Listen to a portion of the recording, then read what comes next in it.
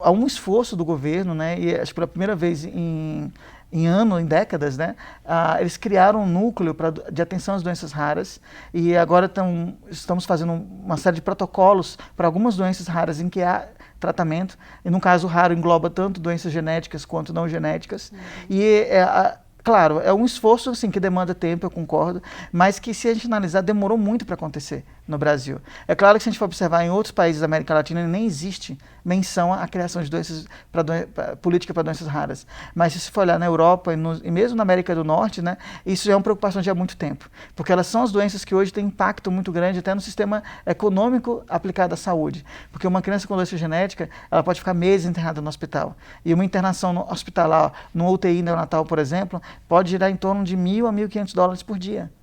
Ou seja, é importante fazer o diagnóstico, é importante fazer a prevenção, e a prevenção de doenças genéticas demanda conhecimento, educação.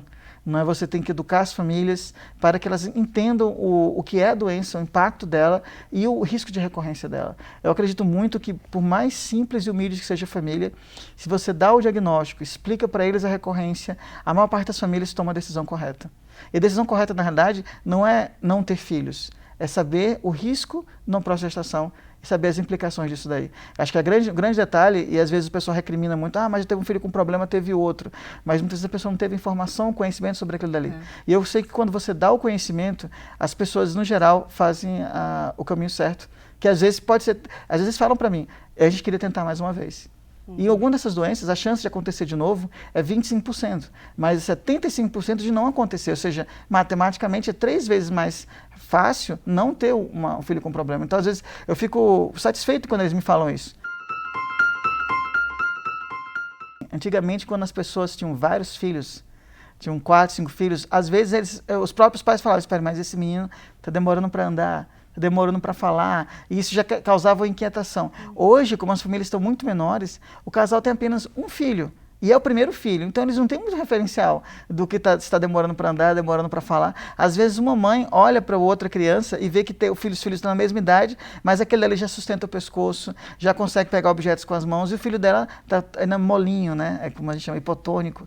E aí ela começa a perceber que tem algo errado. Aí às vezes o papel acaba sendo reservado às avós, né? As avós que já viram várias crianças falam, há algo diferente nesse menino. Só que é claro, como sempre é a sogra, né, que dá a opinião, então muitas vezes o pessoal cria aquela reação de será que há um problema mesmo ou não há um problema? Existem situações que, por exemplo, o casal já teve um filho com uma doença genética ou suspeita de doença genética que foi a óbito, sem um diagnóstico, e esse casal gostaria de saber receber um aconselhamento genético, né? Saber se pode acontecer de novo, se tem um risco de recorrência.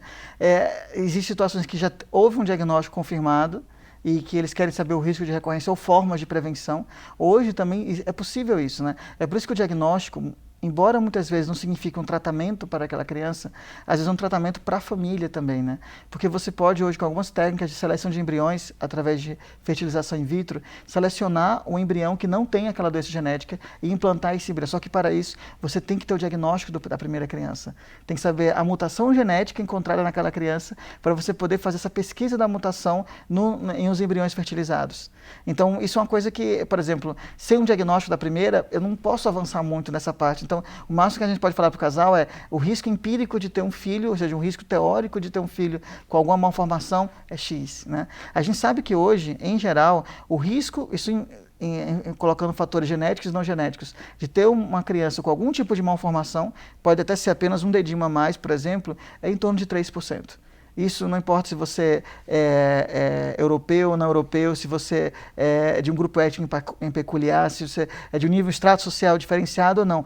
Todos nós temos esse número de 3%, que seria o risco de ter alguma anomalia congênita, alguma alteração genética, congênita, né? Não vou nem falar genético, em uma gestação.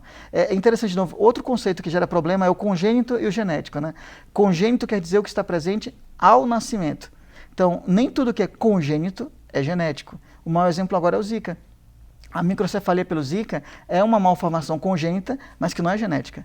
Ou seja, aqueles bebês, se não houvesse infecção pelo vírus, eles teriam sido crianças completamente normais. Então, o vírus ele provocou uma disrupção, ele quebrou o processo normal de formação do cérebro, e a criança nasceu com uma malformação congênita, mas que não é genética.